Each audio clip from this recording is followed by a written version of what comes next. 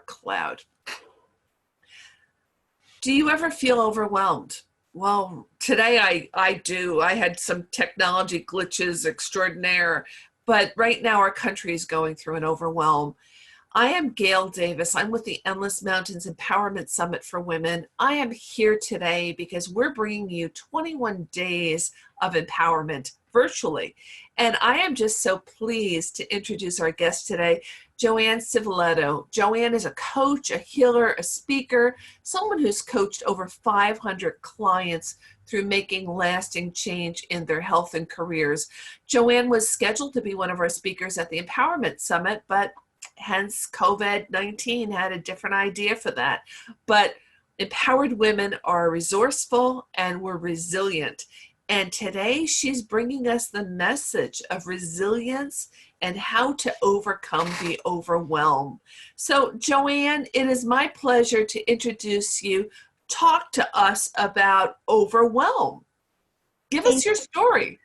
Sure, thank you, Gail. Well, you already know my past story. My current story is that I've been, over the last 2 years, learning a deep process and teaching it to others on how to actually overcome overwhelm. Like, what it's really all about is coping differently with uncertainty. We all struggle with uncertainty. We want to put the world in different boxes and make things really clear. And life is not clear. It's actually very unclear and gray.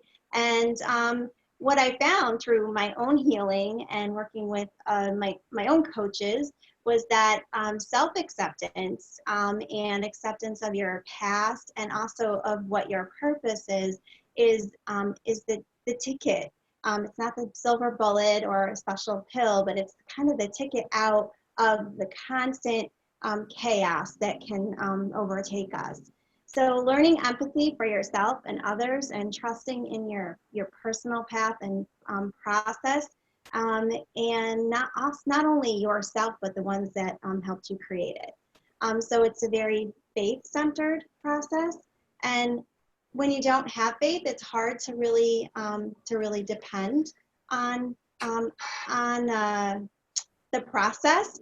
But even if you don't have a spiritual haven't had a spiritual awakening or a spiritual relationship or relationship with God, you can overcome overwhelm with trusting the process. And it really comes down to this practice, self-care. Self-care is something that we don't do very well in the United States, especially as caregivers. So the overcoming overwhelm has to do with trusting in the process and that there's a lot to that, self-acceptance and some self-care techniques. So in a few moments, you're going to explain to us how to do this, but I know a bit of your history, and I know this is off cue right now, but you look so together. You're so intelligent. You're so articulate. How could someone like you ever feel overwhelmed? So the average viewer is going to be wondering, what does she know about overwhelmed? Can you just give us a snippet or two of how you know this so well? We all get overwhelmed, but in my circumstance, I actually found myself in a chaotic cycle that I realized I was perpetuating. In fact, I was going through a trauma at the time where I found myself in an abusive relationship. It wasn't my first, and I had 3 kids to take care of, and I was homeless. I really had no place to go. And I was truly overwhelmed. I was having panic attacks and struggling to function, having symptoms of PSTD, really having a difficult time figuring out how to even take a step forward.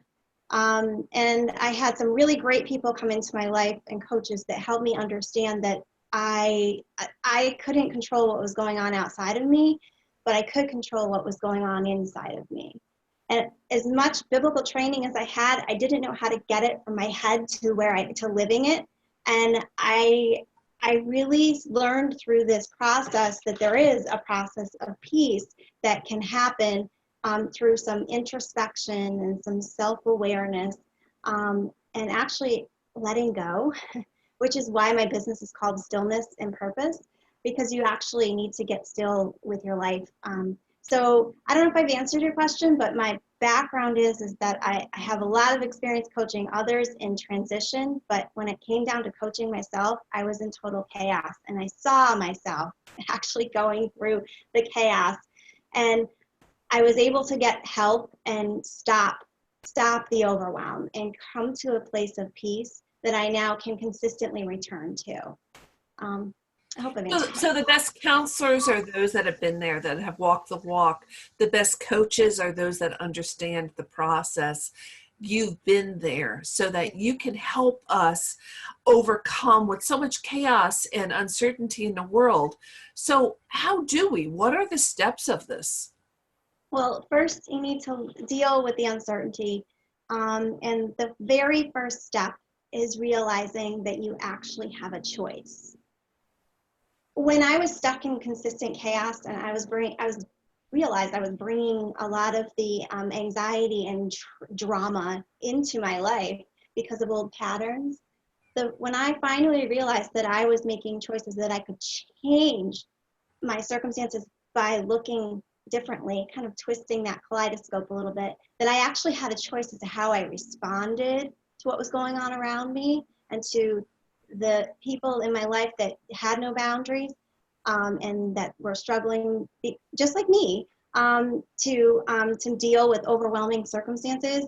That was the first step. So the first step is realizing that your own personal power and your own kind of story, that internal dialogue that you have going on, when you realize that your story, you can change it, that's a huge piece in overcoming overwhelm. So to apply it to like today, when people are looking at the circumstances of this virus, this situation that we're all in, where everything's out of control, who knows what's going to happen, how long are we going to need to be, where we're at, lots of questions and not a lot of answers, which is where I found myself.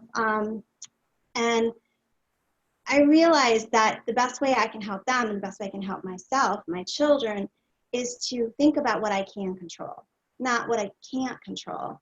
What I can control is how I respond, and taking care of myself, doing simple, small acts of self-care, like having a cup of tea, or taking a deep breath, reminding yourself that there are little blessings or little moments in even the most chaotic situation that can remind us that we are living in a circumstance that actually is one we can be grateful for. Now, is every circumstance that way, and we're in deep crisis? No, but most of the time we're not in deep crisis. So asking yourself this simple question when you're in total chaos is very helpful. And here's the question: am I safe? Because if you are, which in a lot of cases you are, because the chaos often is happening outside of you or in your own head, Mm-hmm. if you are actually safe, then you are one step closer to having a sense of peace and tranquility, even in the midst of a majorly chaotic situation. Am I safe? So you're telling us to ask ourselves every day when we're feeling, I love that phrase, consistent chaos. Oh my goodness. So when we're in consistent chaos, to ask ourselves, am I safe? Yes, kind of take a beat.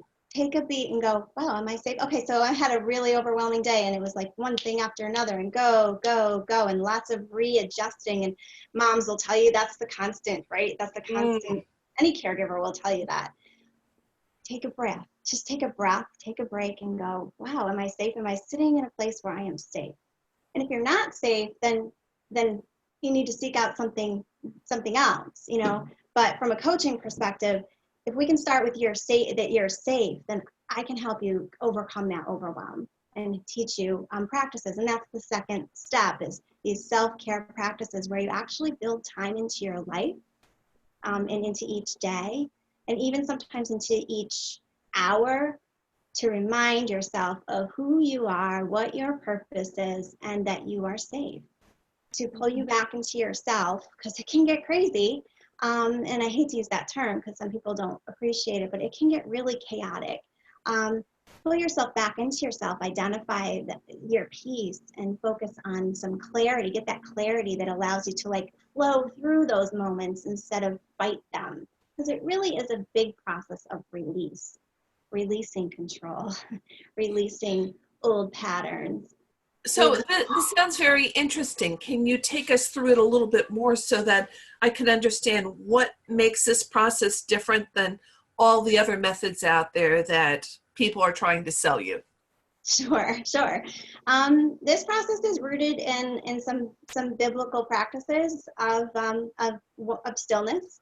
Um, uh, the Bible tells us to be still and know that I am God. So there's a really basic scripture. I don't have the reference, but if anybody needs it, I can get it for you. But the point is that that's a really good place to start. Who's in control isn't as important as who you belong to and where your boundaries are. So being still and knowing that you don't have to control everything, that you don't have to carry the load is one of the best places I can start with a caregiver to help them get clarity on their ability to change their circumstances without changing their circumstances. Because in a lot of cases, someone who's in a caregiving situation, they can't really change their circumstances, but they can change the way they go about their life. And they can change and know that they are capable of being still even in the midst of that. So first it's rooted in being still, and understanding your backstory and listening to what you're saying to yourself on a regular basis. What are those, some people call them tapes, what are those things that you're telling yourself? What are those The limiting self-talk. Yeah. What are those? The negative Nelly self-talk I talk about. Yes. Right. The stinking thinking. So how, and what I do is I help my clients realize what that is and replace those limiting beliefs with a process that helps them to actually make a long-term change. And it's not years of therapy. It's not a difficult process, but it is a process. So we do that, and then we focus in the individual on identifying what their peace looks like. For some people, their peace looks like, no interruptions, what does your peace look like for you? And then how can we help you achieve that? So it's actually quite, I don't want to say micromanaged, but it's quite small, but it's also, it can have a huge impact. So we create clarity for the clients no matter what their purpose and no matter what their lifestyle is. And then using that clarity, we help them to create a community of connection, a place of acceptance, and a mindset of gratitude. Mm-hmm. So Talk to me about the community of connection. I've never heard that. I love that phrase, community of connection, because I'm a connector. That's how I connect everybody through Endless Mountains Empowerment. So talk to me about community of connections. Generally, we do already have a community of connection that we may not be reaching out to, but if we don't have one, or if a client comes to me who does not have a community of connection, we build one.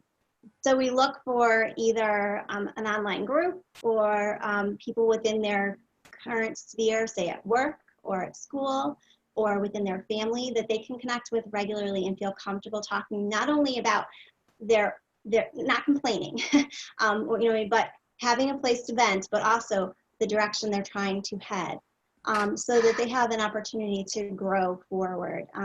We also talk about those that are in their lives that they may need to set boundaries with, because that often is the biggest issue with people who struggle with overwhelm, is they feel they've taken it all on. So learning how to identify what's theirs and what's someone else's, whether it's someone that they are caring for, or someone that they just have in their family or in their sphere. It could be their boss, it could be their friend, it could be their son, their daughter, their husband. It's setting boundaries and learning how to manage those in a loving, caring, but firm, powerful way. Joanne, I know what boundaries are because as a life coach, I deal with that all the time. But there may be people that are watching us right now that have never dealt with that concept of boundaries. Can you define it a little bit so we understand setting boundaries? I think of a boundary in my backyard or around my farm. So boundaries. Some people see boundaries as a wall. They're a way to keep the bad out and the good in, but actually they're not. They're a gate. So if you look at a boundary is just a limit. It's a limit you set in a relationship. So you're setting a limit in a relationship to identify where you start and the other person begins. It's a great way to end codependency, which is also an issue with a lot of caregivers. So, and that's a whole nother ball of wax. But boundaries are basically a way of saying, this is what I need in order to function or be me. And I'm going to share that with you in a way that you can understand so that you can help me keep it. There are some people in our lives that don't understand boundaries, and then that requires a whole different skill set, which is something I have a lot of experience with and can help people manage. But people often think of boundaries as kind of a stopping point. They're really not. You're creating a gate. You're saying, "Whoa, I need to stop here." And as we build trust again, or as we grow closer together, or as we learn about each other, we can open the gate and maybe provide for a better connection in more of a relationship. But right now, I need to create a boundary so that I can take care of myself. Mm-hmm. So how do you ditch overwhelm for good? You've given us some principles, but how can you ditch it? Because right now we don't know how long we're going to be living in this overwhelmed state. Mm-hmm. We have no idea what tomorrow may bring. And God does, but we don't. Right. It starts with mindset. So my clients and I go through, we realize that everything runs in cycles. Everything, the seasons run in cycles, the way that we deal with life runs in cycles. We have ups, we have downs, everything runs in a cycle. And even our desire to grow and to change runs in cycles. Some days we really want to, some days we really don't. Right? Our ability to establish and maintain boundaries runs in a cycle. So I teach my clients, and I'd like to teach you, how to apply this process and expect to be hit with what I like to call dissonance through that process. Dissonance is really just noise. So when we realize that life is a cycle, that when it gets tough, we remember this too will pass. My grandmother loved to say that. Mm-hmm. This too will pass. So it's a practice of realizing that yes, this is overwhelming right now, but this is going to pass, and remembering where our peace is. So it comes down to that faith in the process and in who created it. And it starts with boundaries and integrating who you were with who you are and where you're going. So when you integrated that and you feel stronger or more fully present in your life, it's a lot easier to deal with a setback and say, whoa, this is really hard right now, but oh, you know what? I'm going to take a deep breath, and I'm going to remember that I'm okay, that I'm safe, and I'm going to meditate or pray, or I'm going to think about what I'm grateful for, and then I'm going to step into this, whatever this is, this chaos, knowing that it's going to pass. I'm also going to step into this with the understanding that I have a purpose and that there's a reason for it, and there's something I can learn from it. So it's really that mindset that allows us to overcome that overwhelm for good. And what we find is that as we are going through this process, the spiral of chaos gets smaller and smaller, so that we can live more in that calm in the center of the storm, right? Storm's always going on around us, never going to go away. And it's really going on around us right now. But if we can remember what we do have control over, what we are grateful for, what we can be mindful of, and what our purpose is, we can really see life differently and not get all caught up in it. And the noise doesn't go away, but it's less, and it allows us to continue to grow. So it's a growth mindset.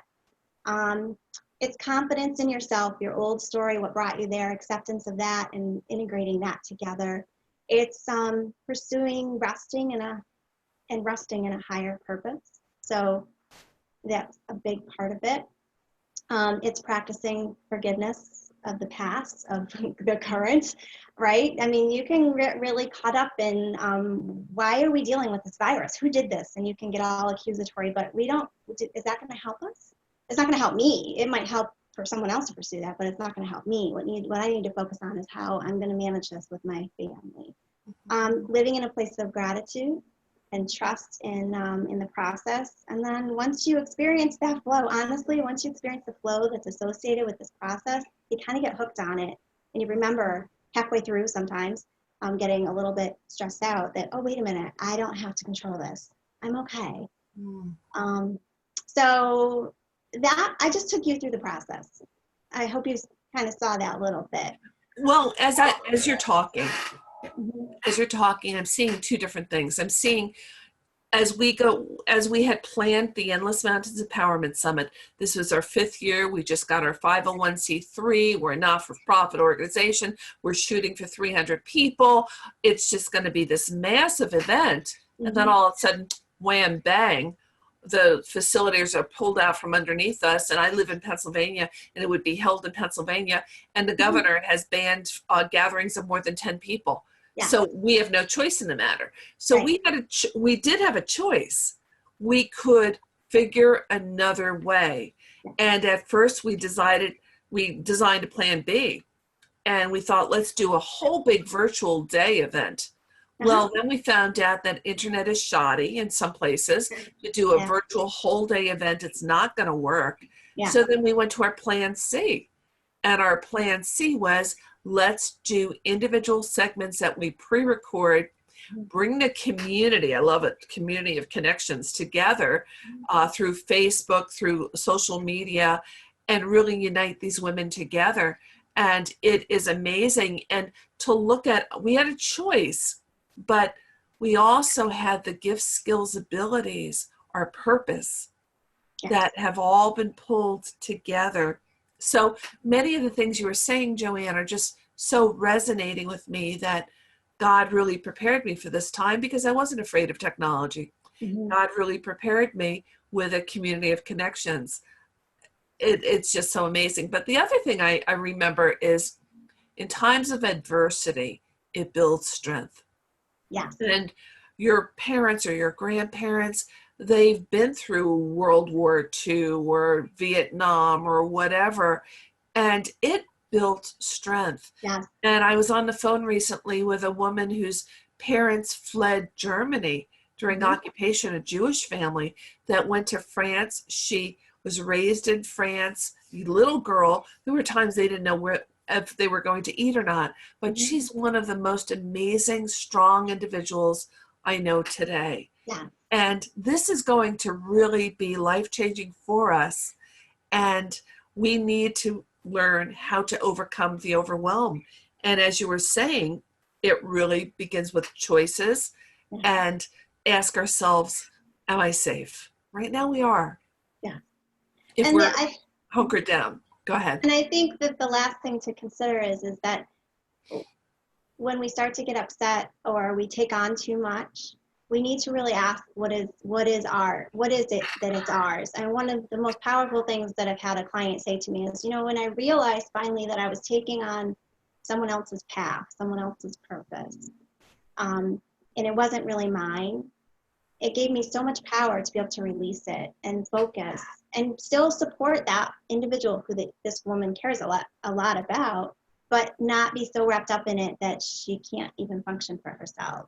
And if we look at that from the perspective of this circumstance with the COVID-19, we need to be informed. We need to make wise decisions for ourselves. We need to consider what the authorities are telling us to do. And we really can come together online. We have this amazing tool without contact, but yet great contact, and come through this stronger as a nation, as women, as families. There are opportunities here that we can really grow, and that's what this process is all about. It's about growth. It's about up-leveling your life. It's about fulfilling your purpose. It's about living in abundance and prosperity and flourishing the way that God designed us to. Because, the last thing I always think of is, if we take on our purpose, the yoke is actually lighter than if we carry everybody else's. So that's what excites me about teaching this to others, and what excites me about how you've responded with this summit. And excites me about how you can help so many more women, more than 300. Oh my goodness. The other day, one of our viewings touched 1,500 people. Yeah. So it's really having, I don't want to use the word viral effect, but it is during this time. So that's really exciting. So let's recap now. What Okay. are 3 takeaways? Because the average brain can handle 3 things. So Yeah. what are the top 3 takeaways for the women wanting to overcome the overwhelm? First and foremost, ask yourself when you're trying to overcome overwhelm or you're overwhelmed, ask yourself if you're safe. Um, it can really pull you into yourself and out of the circumstance. Secondly, this overcoming overwhelm for good it's an inside job. So it takes some inner work. And thirdly, it takes community. Um, community, a community of individuals who are awake and mindful of just how important it is to really have an understanding of what your beliefs are and your mindset is, but also of support and help through the chaos of life, and that we don't escape it, but we manage it differently, and we can actually thrive within it. Joanne, I think this is wonderful, and I really hope and pray that the ladies that are watching today will be encouraged that it's okay. It's a cycle. It's a season. We will Yes. get through it. Just like my father got through the Korean War and World War II, and he was a merchant marine. Just like my mom got through the Depression and wasn't sure how she was going to eat. Just like the pandemics of the early part of the century. Just like the polio pandemic. Yep. And we don't hear anything about it now. We will get through this, and we will be Yeah. that much better, stronger, and we will be equipped. Yes. Thank you. Any final thoughts you want to say to our viewers today? Honestly, I don't think so. You've been an excellent interviewer, and it's been a pleasure. And I hope that this helps a lot of people. And I don't really come check me out online, and keep in mind we're all a work in process. Thank you so much, Joanne.